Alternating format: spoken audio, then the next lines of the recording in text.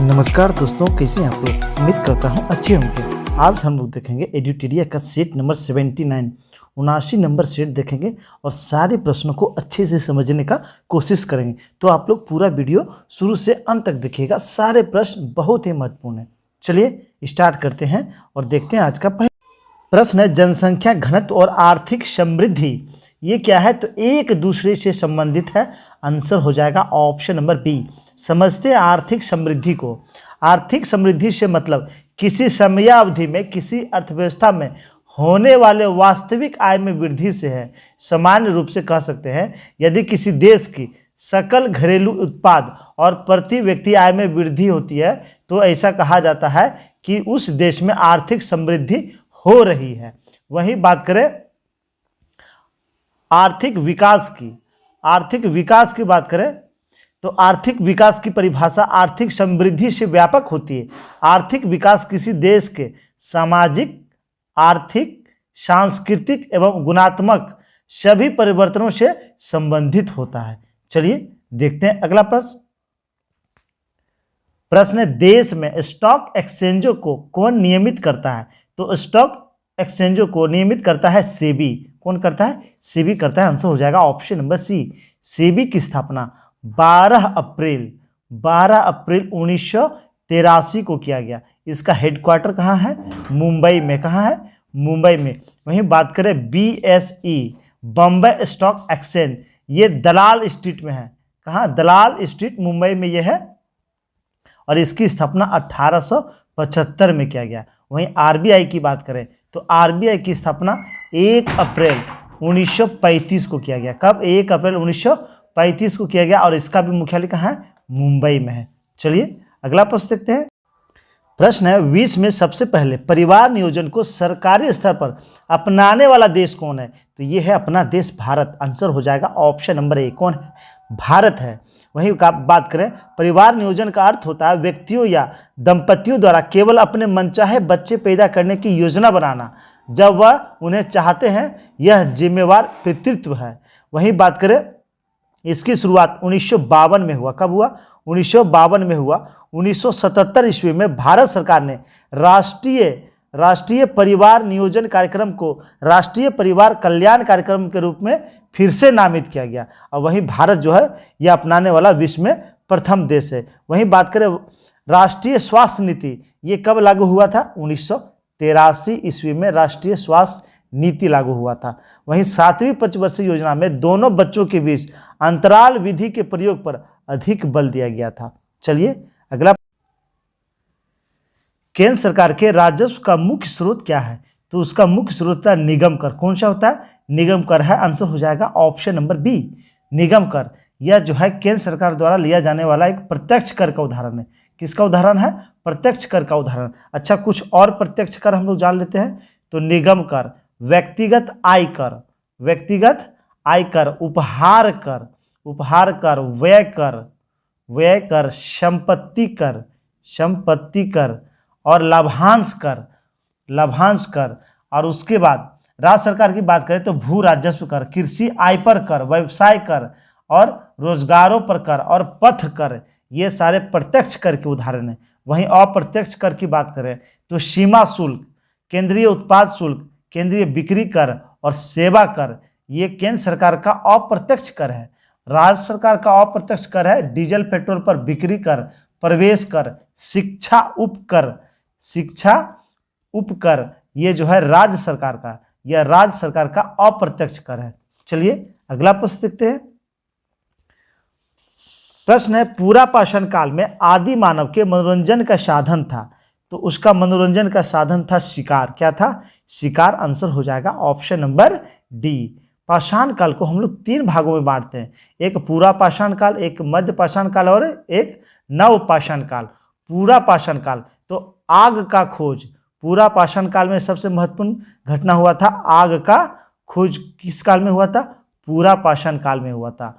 और उसके बाद मध्य पाषाण काल, तो मध्य पाषाण काल अंत्येष्टि कार्यक्रम इसकी प्रमुख विशेषता थी, अंत्येष्टि कार्यक्रम। वहीं नव पाषाण काल की बात करें तो पहिए का आविष्कार जो है नव पाषाण काल की देन है। वहीं अस्थाई निवास और कृषि कृषि ये जो है नवपाषाण काल की प्रमुख विशेषता थी।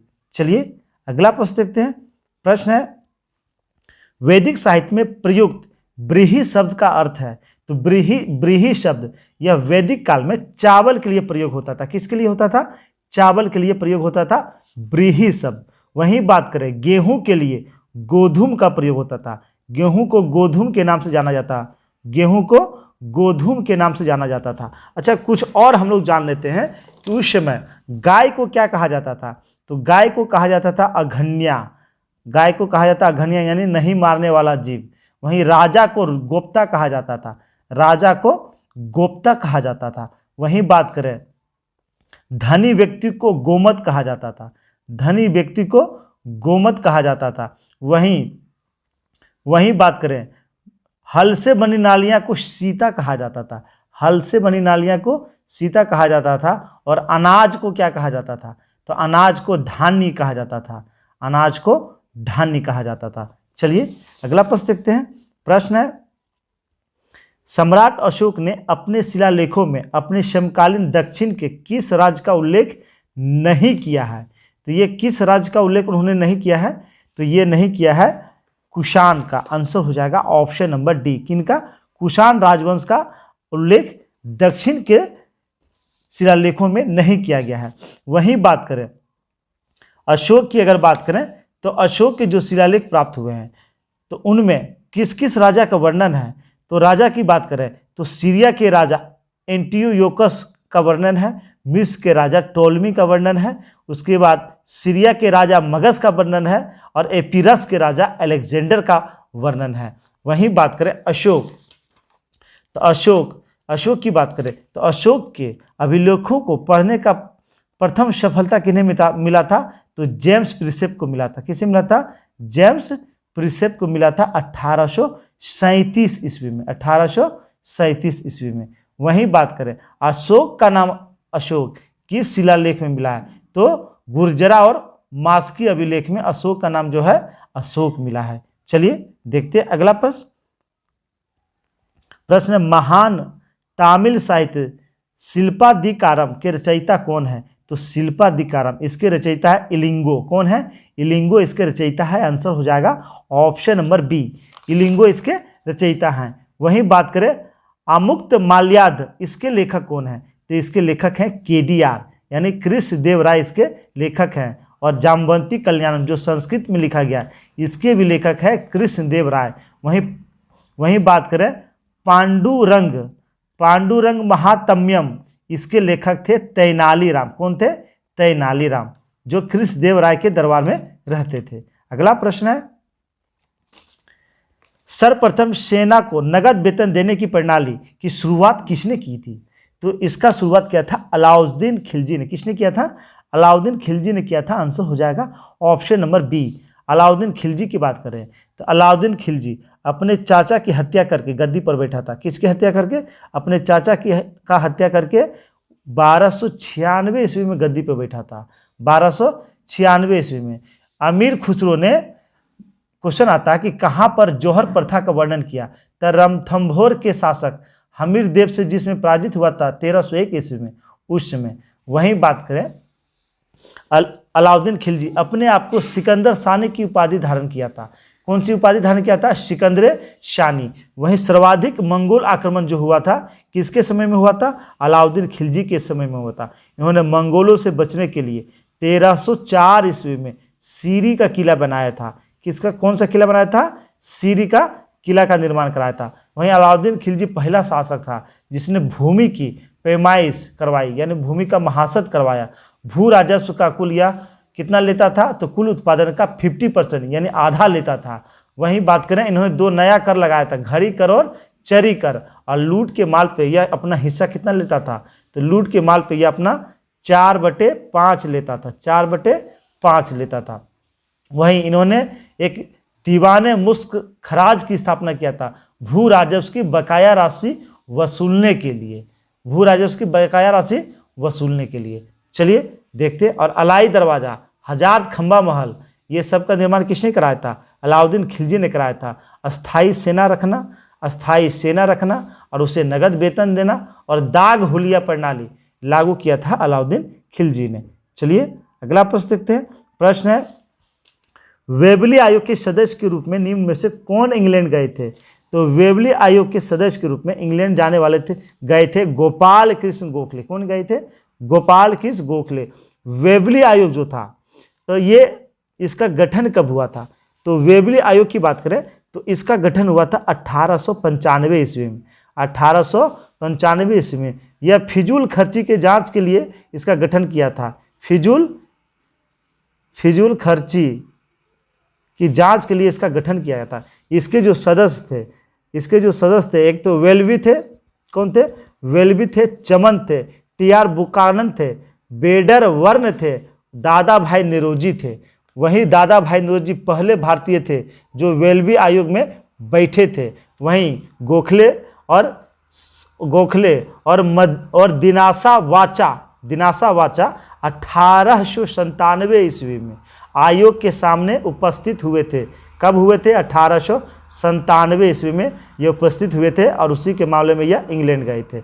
चलिए अगला प्रश्न देखते हैं। प्रश्न है, किसने कहा था भारत को एकजुट होना है और एक बार फिर अपने बल पर संपूर्ण विश्व पर विजय प्राप्त करनी है? तो ये किसने कहा था? तो ये कहा था स्वामी विवेकानंद। किसने कहा था? स्वामी विवेकानंद ने कहा था। आंसर हो जाएगा ऑप्शन नंबर सी, स्वामी विवेकानंद। शिकागो में हुए सर्वधर्म सम्मेलन में इन्होंने भाग लिया था 1893 ईस्वी में। 1893 ईस्वी में। इनका बचपन का नाम पूछ लिया जाता है तो नरेंद्र दत्त। इनका बचपन का नाम क्या था? नरेंद्र दत्त इनका बचपन का नाम था। चलिए अगला प्रश्न देखते हैं। प्रश्न है, निम्न में से कौन आईएनए से संबंधित नहीं थे? तो आईएनए से संबंधित नहीं थे इसमें आरसी दत्त जो है आईएनए से संबंधित नहीं थे। आईएनए जिसे बाद में आज़ाद हिंद फौज के नाम से जाना जाने लगा। किनके नाम से? आज़ाद हिंद फौज के नाम से यह जाने लगा था। वहीं इसका अगर नींव की बात करें तो सर्वप्रथम इसका नींव डाला था किसने? तो इसका सर्वप्रथम नींव डाला था कैप्टन मोहन सिंह ने। कैप्टन मोहन सिंह ने डाला था। लेकिन अगर कहें वास्तविक रूप से आज़ाद हिंद फौज, इसका गठन किसने किया? तो रास बिहारी बोस। किसने किया? रास बिहारी बोस ने इसका गठन किया था। कहाँ? जापान में गठन किया था 1942 ईस्वी में। और 1943 ईस्वी में इसका सर्वोच्च सेनापति बने थे कौन? सुभाष चंद्र बोस। कौन बने थे? सुभाष चंद्र बोस बने थे। चलिए अगला प्रश्न देखते हैं। प्रश्न, निम्नलिखित घटनाओं का काल क्रमानुसार सजाइए। तो देख लेते हैं। तो सबसे पहले हो जाएगा शलवाई की संधि, फिर मंगलोर की संधि, फिर अमृतसर की संधि और सबसे अंतिम में सुगोली की संधि। आंसर हो जाएगा ऑप्शन नंबर ए, सलवाई की संधि। ये हुआ था 1782 ईस्वी में। 1782 प्रथम आंग्ल मराठा युद्ध की समाप्ति हुआ था इन सलवाई की संधि। वहीं बात करें उसके बाद मंगलोर की संधि, ये 1784 में हुआ था। 1784 में हुआ था। टीपू सुल्तान और ईस्ट इंडिया कंपनी के बीच संधि हुआ था। वहीं बात करें अमृतसर की संधि, यह 1809 ईस्वी में हुआ था। राजा रणजीत सिंह और ब्रिटिश ईस्ट इंडिया कंपनी के बीच हुआ था। सुगोली की संधि की बात करें तो यह गोरखा और अंग्रेजों के बीच हुआ था 1816 ईस्वी में। कब हुआ था? 1816 ईस्वी में। चलिए अगला प्रश्न देखते हैं। प्रश्न है, प्रस्तावना का वह प्रावधान जो सभी वयस्क नागरिकों को मतदान का अधिकार प्रदान करता है वह क्या कहलाता है? तो वह लोकतंत्र कहलाता है। आंसर हो जाएगा ऑप्शन नंबर बी, प्रस्तावना की बात है। प्रस्तावना की अगर बात करें तो प्रस्तावना का प्रस्ताव संविधान सभा के सामने नेहरू जी ने कब रखा था? तो ये रखा था 13 दिसंबर 1946 ईस्वी को। और प्रस्तावना को संविधान सभा ने कब स्वीकारा था? तो ये स्वीकारा कब था? तो ये स्वीकारा था 22 जनवरी 1947 को। ये बहुत बार एग्जाम में आया है, 22 जनवरी 1947 को। वहीं बात करें प्रस्तावना में कितने प्रकार की न्याय की चर्चा है? तो न्याय की बात करें तो 3 प्रकार का। कौन कौन? सामाजिक, आर्थिक और राजनीतिक। वहीं बात करें स्वतंत्रता की तो 5 प्रकार की स्वतंत्रता की चर्चा है। कौन कौन? विचार अभिव्यक्ति, विश्वास, धर्म और उपासना की। और वहीं 2 प्रकार की क्षमता या समानता, 2 प्रकार का क्षमता। कौन कौन? प्रतिष्ठा और अवसर की समानता। प्रस्तावना में 3 शब्द जोड़े गए थे 42वें संविधान संशोधन के तहत 1976 ईस्वी में। कौन कौन? समाजवादी, पंथ निरपेक्ष और अखंडता। चलिए देखते हैं अगला प्रश्न। प्रश्न है बिहार राष्ट्र भाषा परिषद जो पटना में इसका गठन किया गया था, कब किया गया था? तो इसका गठन कब किया गया? 1950 ईस्वी में किया गया। आंसर हो जाएगा ऑप्शन नंबर सी, 1950 ईस्वी में। बात करें बिहार की, तो बिहार का कुल क्षेत्रफल कितना है? तो 94,163 किलोमीटर स्क्वायर यानी वर्ग किलोमीटर इसका क्षेत्रफल है। वहीं बात करें भारत का कुल क्षेत्रफल का कितना प्रतिशत है? तो 2.86%। वहीं लिंगानुपात बिहार का कितना है? 918 है, 918 है। वहीं जनसंख्या घनत्व बिहार का कितना है? 1106 है, पूरे भारत में प्रथम स्थान पे है। साक्षरता की बात करें तो 61.8 बिहार का लिटरेसी रेट है यानी साक्षरता दर है। चलिए अगला प्रश्न देखते हैं। प्रश्न है मूलभूत यानी मौलिक अधिकारों का प्रमुख उद्देश्य क्या है? तो इसका प्रमुख उद्देश्य क्या है मौलिक अधिकारों का? तो प्रमुख उद्देश्य है व्यक्तिगत स्वतंत्रता को सुनिश्चित करना। आंसर हो जाएगा ऑप्शन नंबर बी, व्यक्तिगत स्वतंत्रता को क्या करना है? सुनिश्चित करना है। हर व्यक्ति को उसका व्यक्तिगत अधिकार मिले। वहीं बात करें मौलिक अधिकार की चर्चा भाग 3 में है। किसमें है? भाग 3 में है। और अनुच्छेद की बात करें तो 12 से लेके 35 तक है, 12 से लेके 35 तक है। इसमें कितने प्रकार के स्वतंत्रता की चर्चा है? 6 प्रकार की। समानता का अधिकार, स्वतंत्रता का अधिकार, शोषण के विरुद्ध अधिकार, धर्म की स्वतंत्रता का अधिकार और सांस्कृतिक एवं शैक्षणिक अधिकार और संवैधानिक उपचारों का अधिकार। चलिए अगला प्रश्न देखते हैं। ग्राम पंचायत चुनाव कराने का सर्वप्रथम निर्णय किसके द्वारा लिया जाता है? तो ग्राम पंचायत का चुनाव कराने का सर्वप्रथम निर्णय लिया जाता है राज्य सरकार के द्वारा। और चुनाव कौन कराता है? तो राज्य चुनाव आयोग। कौन कराता है? राज्य चुनाव आयोग कराता है, निर्णय लेता है राज्य सरकार। वहीं बात करें पंचायतों को संवैधानिक दर्जा 73वें संविधान संशोधन 1992 के तहत मिला। 73वें संविधान संशोधन 1992 के तहत मिला। और सबसे पहले जो है ये लागू कब से हुआ? तो ये लागू हुआ था 24 अप्रैल 1993 से यह लागू हुआ था। इसीलिए 24 अप्रैल को हम लोग राष्ट्रीय पंचायत दिवस के रूप में मनाते हैं। वहीं बात करें पंचायतों को कितने विषय हैं? तो पंचायतों के लिए 29 विषय की सूची दी गई है। कितने? 29 विषय की सूची दी गई है। पंचायती राज राज्य सूची का विषय है। किसका विषय है? राज्य सूची का विषय है। चलिए अगला प्रश्न देखते हैं। प्रश्न है उपराष्ट्रपति को पद से हटाने का संकल्प किसके द्वारा पेश किया जाता है? तो ये राज्यसभा के द्वारा पेश किया जाता है। आंसर हो जाएगा ऑप्शन नंबर ए। जबकि राष्ट्रपति को हटाने की बात हो तो किसी भी सदन के द्वारा वह पेश किया जा सकता है। उपराष्ट्रपति के बारे में कुछ जानकारी जान लेते हैं। तो उपराष्ट्रपति बनने से पहले राधाकृष्णन जो थे, राधाकृष्णन, सर्वपल्ली राधाकृष्णन, वह सोवियत संघ के राजदूत थे। सोवियत संघ के क्या थे? वह राजदूत थे। वहीं उपराष्ट्रपतियों में गोपाल स्वरूप पाठक, बीडी जद्दी, मोहम्मद हिमायतुल्लाह, कृष्णकांत व भैरव सिंह शेखावत ये ऐसे उपराष्ट्रपति थे जो कभी राष्ट्रपति नहीं बन सके। वहीं मोहम्मद हिमायतुल्लाह कार्यवाहक राष्ट्रपति बने थे। वहीं वीवी गिरी इस पद पर सबसे कम समय तक रहे थे। तो सबसे कम समय तक राष्ट्रपति रहे थे वीवी गिरी। अब तक सबसे अधिक समय तक राष्ट्रपति के पद पर रहे थे उपराष्ट्रपति के पद पर रहे थे डॉक्टर सर्वपल्ली राधाकृष्णन। वहीं बात करें उपराष्ट्रपति के निर्वाचन संबंधी विवादों पर सर्वोच्च न्यायालय का फैसला अंतिम होता है और यह वर्णित है अनुच्छेद 71 में। किसमें वर्णित है? अनुच्छेद 71 में वर्णित है। डॉक्टर सर्वपल्ली राधाकृष्णन 1952 से लेकर 1962 ईस्वी तक भारत के उपराष्ट्रपति रहे थे। वहीं वर्तमान में भारत के उपराष्ट्रपति कौन है? जगदीश धनखड़। चलिए अगला प्रश्न देखते हैं। कौन सा अधिकार सर्वोच्च न्यायालय से प्राप्त है? तो सर्वोच्च न्यायालय से कौन सा अधिकार प्राप्त है? न्यायिक पुनरीक्षण। आंसर हो जाएगा ऑप्शन नंबर बी। क्या हो जाएगा? ऑप्शन नंबर बी इसका राइट आंसर हो जाएगा। चलिए समझते हैं हमको। ये न्यायिक न्यायिक पुनरीक्षण ये होता क्या है? तो अनुच्छेद 137 के अनुसार, अनुच्छेद 137 के अनुसार सर्वोच्च न्यायालय अपने पहले से दिए गए निर्देशों पर पुनर्विचार कर सकता है।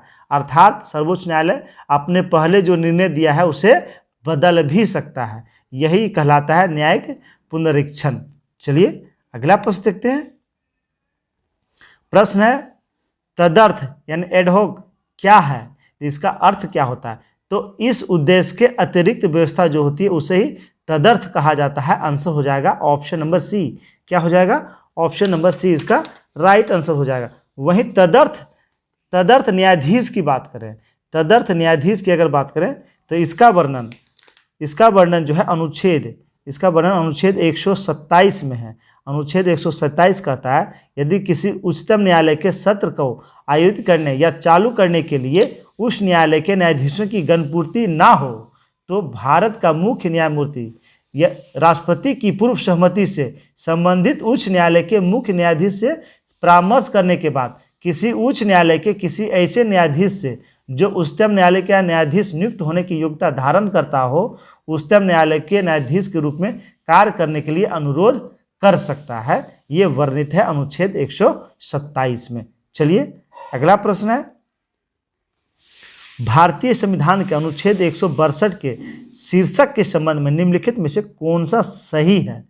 तो देख लेते हैं कौन सा सही है। तो ये कहता राज्य की कार्यपालिका शक्ति का विस्तार, राज्य की कार्यपालिका शक्ति का विस्तार, ये सही है। आंसर हो जाएगा ऑप्शन नंबर डी। इसका आंसर हो जाएगा ऑप्शन नंबर डी। अच्छा वहीं हम लोग समझते हैं इसे, अनुच्छेद की बात करें तो 163 में क्या चीज़ का वर्णन है? तो 163 कहता है कि राज्यपाल को सहायता एवं सलाह के लिए मंत्रिपरिषद की व्यवस्था की जाएगी। मंत्रिपरिषद की व्यवस्था अनुच्छेद 163 में वर्णित है। 164 की बात करें तो 164 के अनुसार राज्यपाल मुख्यमंत्री की नियुक्ति करेगा और अन्य मंत्रियों की नियुक्ति राज्यपाल मुख्यमंत्री के परामर्श से करेगा। यह 164 में वर्णित है। किसमें? 64 में वर्णित है। चलिए अगला प्रश्न देखते हैं। प्रश्न है हिमालय के प्रादेशिक विभाजन के फलस्वरूप पंजाब हिमालय का विस्तार है।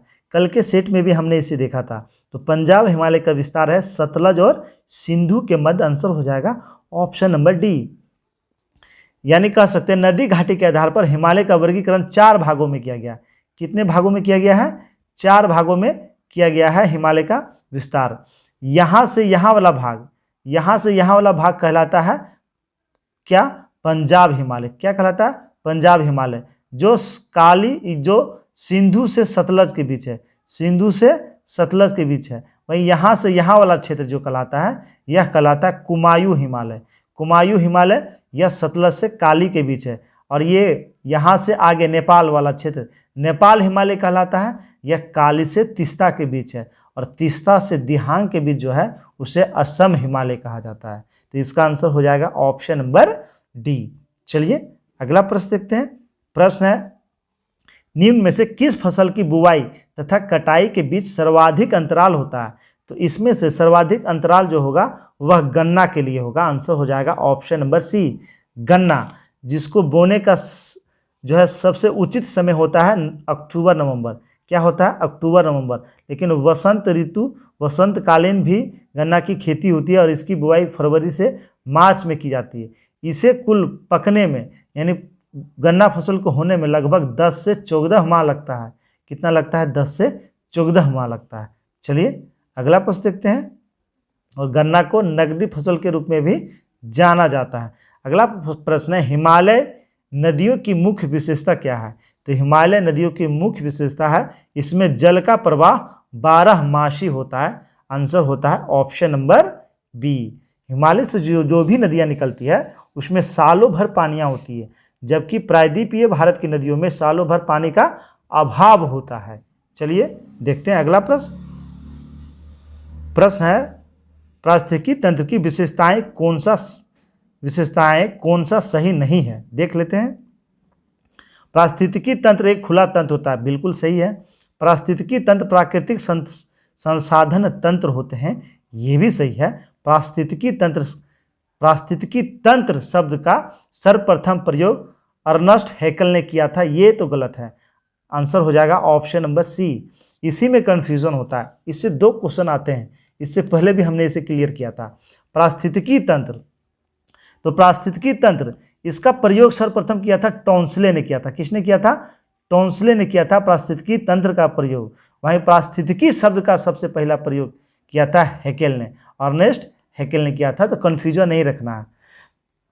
टोंसले ने किया था पारिस्थितिकी तंत्र और पारिस्थितिकी शब्द जो है उसका प्रयोग किया था हैकेल ने। चलिए अगला प्रश्न देखते हैं।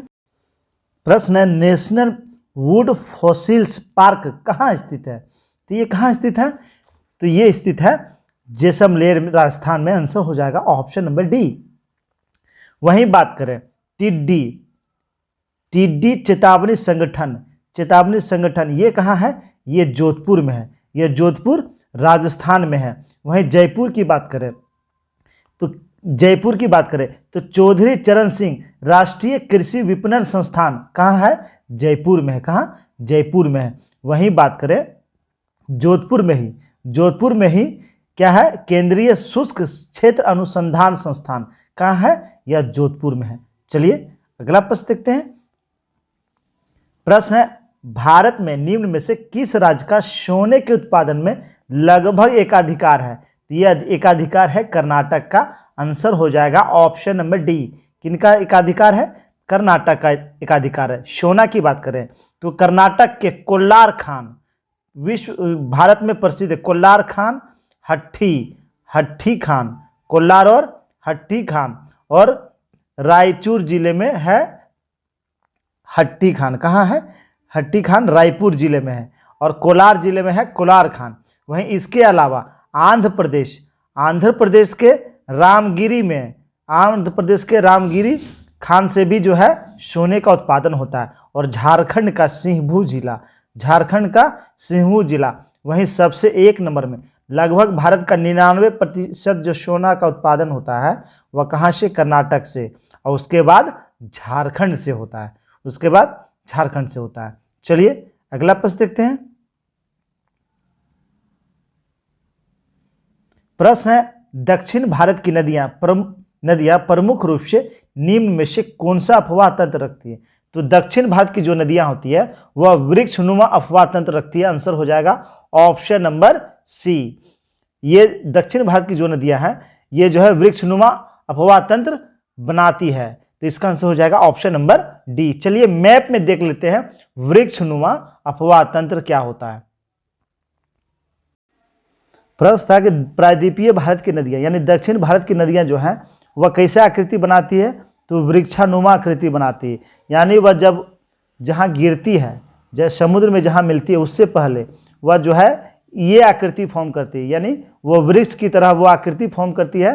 ये बहुत सारी धाराओं में बट जाती है, छोटी छोटी बहुत सारी धाराओं में बट जाती है, वृक्ष की आकृति का निर्माण करती है। वहीं अरीय आकृति की बात करें तो अगर अरीय आकृति सभी धाराओं से आकर एक जगह मिल जाकर जो मिलती है वह कहलाती है अरीय आकृति। कैसा आकृति? अरीय आकृति कहलाती है। चलिए देखते हैं अगला प्रश्न। प्रश्न है, हिमालय की संरचना, प्रश्न है हिमालय की रचना समानांतर वलय श्रेणियों से हुई है, जिसमें सबसे प्राचीनतम श्रेणी कौन सा है? तो सबसे प्राचीनतम श्रेणी है वृहद हिमालय। कौन सा है? वृहद हिमालय। आंसर हो जाएगा ऑप्शन नंबर सी। और सबसे नवीन श्रेणी की बात करें तो सबसे नवीन श्रेणी हो जाएगा शिवालिक हिमालय। कौन सा? शिवालिक हिमालय। चलिए अगला प्रश्न देखते हैं। प्रश्न है, सूची 1 को सूची 2 से मिलान करना है। देख लेते हैं।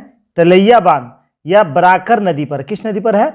बराकर नदी पर। पंचेत बांध यह दामोदर नदी पे है। राणा प्रताप सागर बांध यह चंबल नदी पे है। और माता टीला बांध ये बेतवा नदी पे है। आंसर हो जाएगा ऑप्शन नंबर ए। क्या हो जाएगा? ऑप्शन नंबर ए इसका राइट आंसर हो जाएगा। प्रश्न है, भारत में एग्रो इकोलॉजिकल जोन्स कृषि पारिस्थितिकीय क्षेत्रों की कुल संख्या कितनी है? तो इसकी कुल संख्या है 20। कितना है? 20 इसकी कुल संख्या है। आंसर हो जाएगा option number D. Option number D. वहीं कृषि जलवायु क्षेत्र की बात करें तो कृषि जलवायु प्रदेश की बात करें तो कुल 15 कृषि जलवायु प्रदेशों में भारत को बांटा गया है। कितना? 15। चलिए अगला प्रश्न है, निम्न में से कौन एक समानांतर फसल का उदाहरण है? तो गेहूं और सरसों जो है समानांतर फसल का उदाहरण है। आंसर हो जाएगा ऑप्शन नंबर बी, गेहूं और सरसों। ऐसी फसलें की कृषि जिसमें प्राकृतिक ढंग से भिन्न भिन्न हो लेकिन प्रतिस्पर्धा शून्य हो, समांतर कृषि कहलाती है। इसके अंतर्गत उगाई जाने वाली दोनों फसलें पोषक तत्वों के लिए प्रतिस्पर्धा नहीं करती और न ही एक दूसरे पर कोई प्रभाव डालती है।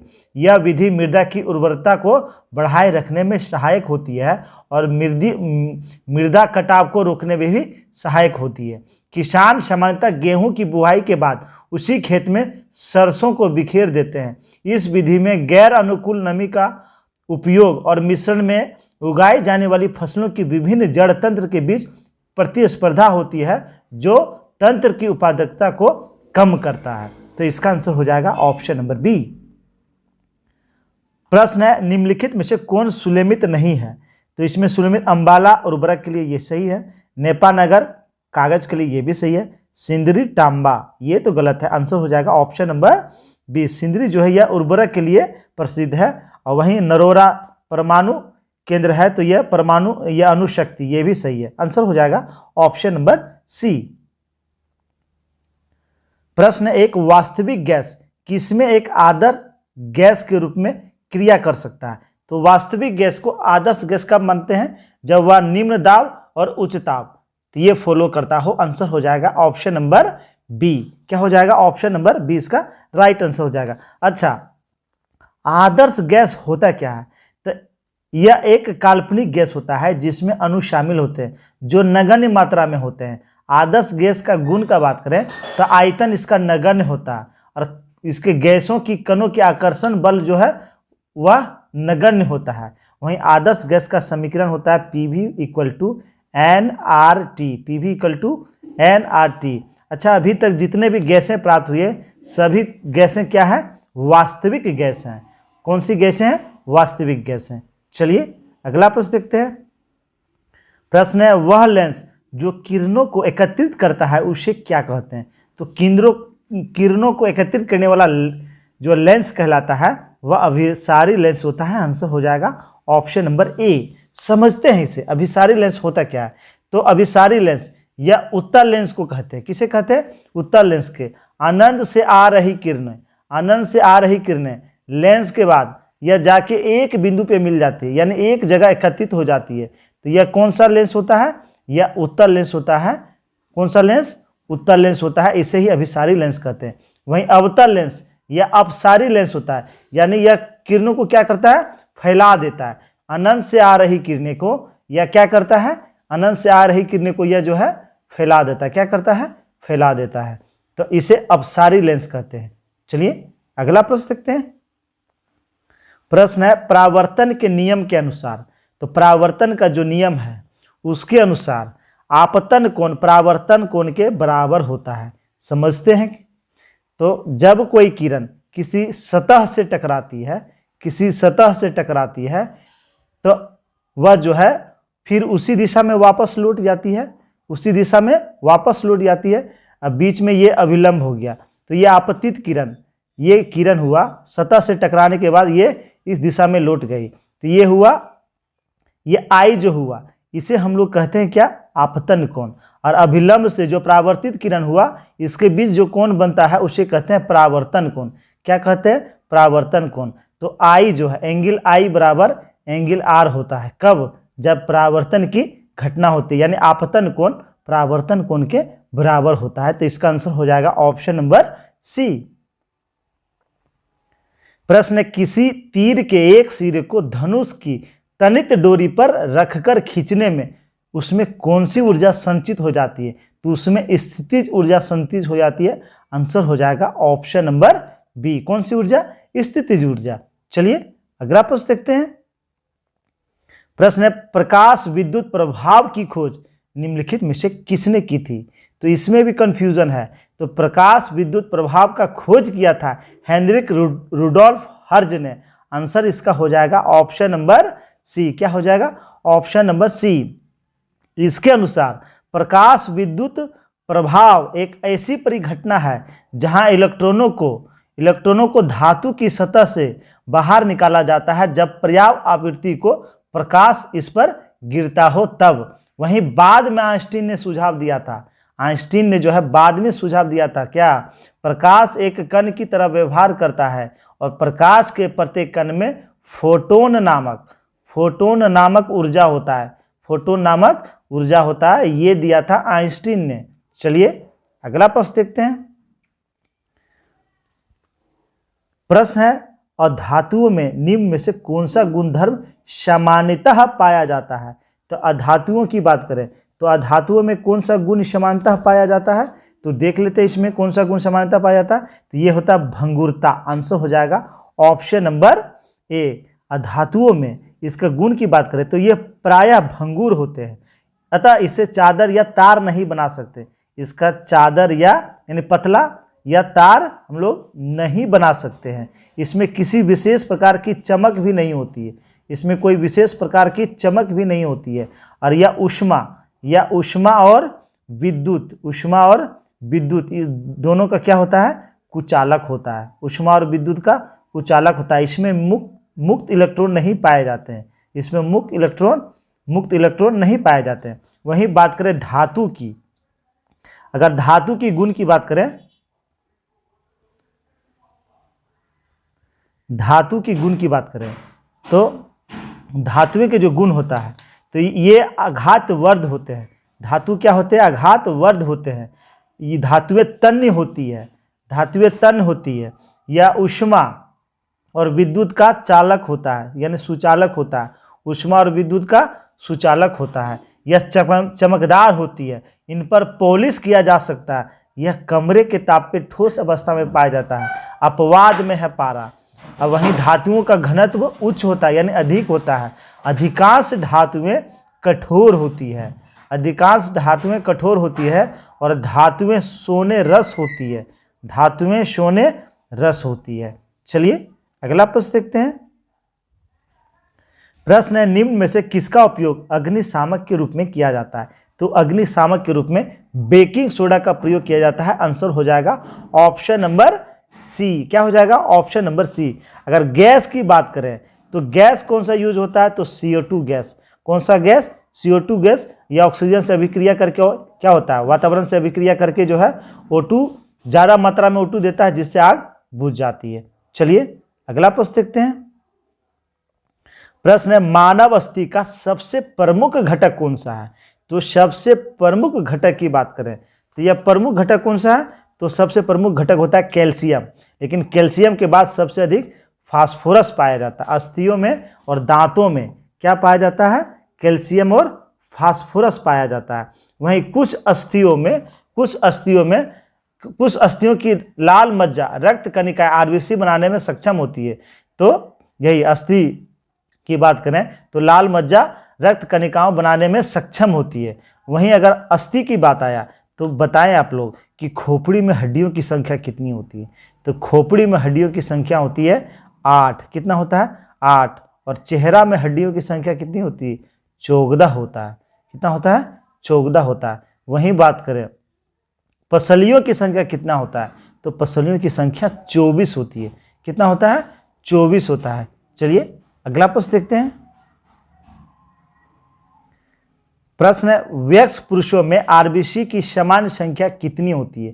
तो वयस्क पुरुषों में RBC की सामान्य संख्या होती है 5.4 मिलियन। आंसर हो जाएगा ऑप्शन नंबर डी। कितना, 5.4 मिलियन। वहीं महिलाओं की बात करें तो महिलाओं में जो RBC की संख्या होती है वह कितनी होती है, तो महिलाओं में 4.5 मिलियन के आसपास होता है। RBC की बात करें तो RBC कणिकाएं चपटी गोल तथा उभय अवतल होता है। इसमें केंद्रक नहीं पाया जाता है। बहुत बार क्वेश्चन आया है, RBC में केंद्रक नहीं पाया जाता है। केवल ऊंट, अपवाद में है ऊंट के RBC में केंद्रक पाया जाता है। बहुत बार एग्जाम में है, इसमें जो है केंद्रक पाया जाता है। किसमें, और वहीं बात करें RBC तो इसका निर्माण जो है अस्थि मंजा में होता है। वहीं गर्भावस्था में जो शिशु रहता है उसमें RBC का निर्माण प्लीहा और यकृत में होता है। प्लीहा और यकृत में होता है। आरबीसी का जीवन काल 120 दिन होता है। कितना होता है? 120 दिन होता है। वहीं आरबीसी में हीमोग्लोबिन नामक प्रोटीन पाया जाता है। हीमोग्लोबिन नामक प्रोटीन पाया जाता है। हीमोग्लोबिन का क्या कार्य है? तो ऑक्सीजन को सभी अंगों तक पहुंचाना। चलिए अगला प्रश्न देखते हैं। प्रश्न है, निम्नलिखित में कौन सी ग्रंथि वृद्धि हार्मोन का रिसाव करती है? तो वृद्धि हार्मोन का रिसाव यह कौन सी ग्रंथि करती है? तो यह पीयूष ग्रंथि करती है। आंसर हो जाएगा ऑप्शन नंबर बी, पीयूष ग्रंथि, जिसे हम लोग मास्टर ग्रंथि भी कहते हैं। मास्टर ग्रंथि भी कहते हैं। यह मस्तिष्क में पाया जाता है। यह कपाल के अग्रपाली में जनको अस्थि में एक गड्ढे में उपस्थित रहता है। एक गड्ढे में उपस्थित रहता है। वहीं इसका वजन की बात करें तो 0.5 ग्राम ये इसका पीयूष ग्रंथि का वजन होता है। इससे कौन कौन से हार्मोन निकलते हैं? एक तो मानव वृद्धि हार्मोन, जिसे हम लोग कहते हैं एसटीएच, स्मार्टोट्रोपिक हार्मोन, स्मार्टोट्रोपिक हार्मोन कहते हैं। यह सभी ऊतकों पर सीधे कार्य करता है तथा लंबी अस्थियों पेशी की वृद्धि को प्रभावित करता है। बाल्यावस्था में इसकी कमी से बौनापन और अधिक स्राव से बृहत्ता या अतिकायता उत्पन्न हो जाता है। चलिए देखते हैं अगला प्रश्न। प्रश्न है, कॉकरोच जल में जीवित नहीं रह सकता है क्योंकि उसका श्वसन अंग है। तो कॉकरोच, इसका श्वसन अंग क्या होता है? तो इसका श्वसन होता है वातक। तो वातक जो है इसका श्वसन तंत्र होता है। तो यह क्या होता है? यह पानी में सांस ही नहीं ले पाता है, जिसके कारण कॉकरोच क्या होता है? मर जाता है। तो इसका सही आंसर हो जाएगा ऑप्शन नंबर बी। अधिकतर कीट जो है वह किससे शोषण करते हैं? तो वातक तंत्र से शोषण करते हैं। चलिए देखते हैं अगला प्रश्न। प्रश्न है, तारों का टिमटिमाना प्रकाश का किस घटना के कारण होता है?